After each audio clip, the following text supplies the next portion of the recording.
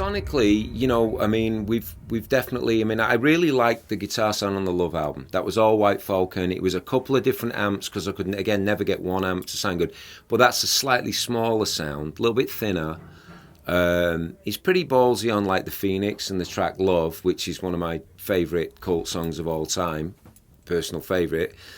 Electric, we kind of transferred over to a real method thing like Les Paul Marshall.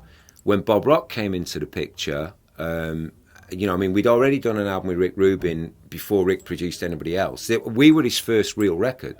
Rick had never made a record in a proper studio before us on Electric.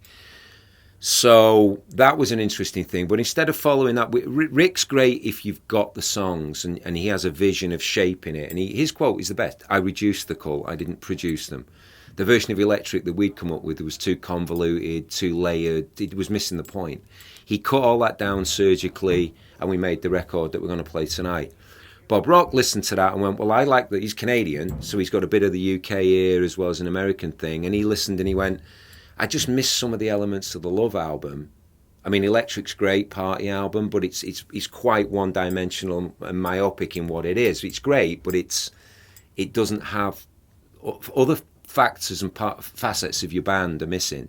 So on Sonic Temple, the object of the exercise, as Bob saw it, was to combine both elements of the Cult, and that's kind of what we tried to do. Given that it was also big hair, big drum sounds, that whole era, men in spandex, which I never wore any spandex ever. No crimes against spandex. So, you know, a couple of bad hair crimes. But by the end of the 80s, I just had fantastic hair. I think we had the best hair in rock, me and Ian, apart from the Nelsons. But anyway, that's an aside. So Bob was great. Bob's really good. He's a guy who, again, he'd only produced one band before the Cult, which was Kingdom Come, which was kind of a Led Zeppelin-esque type, homage type band. And we just loved his sounds. He wasn't a known guy. He hadn't done Metallica, he hadn't done Motley Crue, he hadn't done anybody. He was Bruce Fairbairn's assistant, so he'd worked with Bon Jovi and Aerosmith, but as an assistant, as an engineer. So we swung, you know, we took a chance on Bob, you know, as a producer. And, you know, again, I think our instincts were pretty successful. And he's gone on to be great. And he's come and bailed us out many times. And the last album, Choice of Weapon, you know, we'd made a really good record with Chris Goss, but he just wasn't finished. And Bob came in and kind of... He's a closer, Bob. You know, he's a professional.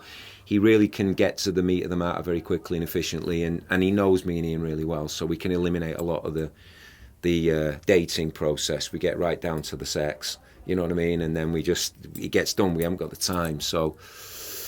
Bob's, you know, and Bob's proven over the years, and he's such an incredible, diverse abilities now, you know. But Bob's great with guitar. He's a guitar player, 70s guy, total English fan of 70s rock music. So me and him get on great. He still owns a couple of my guitars and bass, and he's got the Falcon, one of my Falcons that was on that Metallica song, Nothing Else Matters. If you look on the video, that's my guitar, formerly my guitar.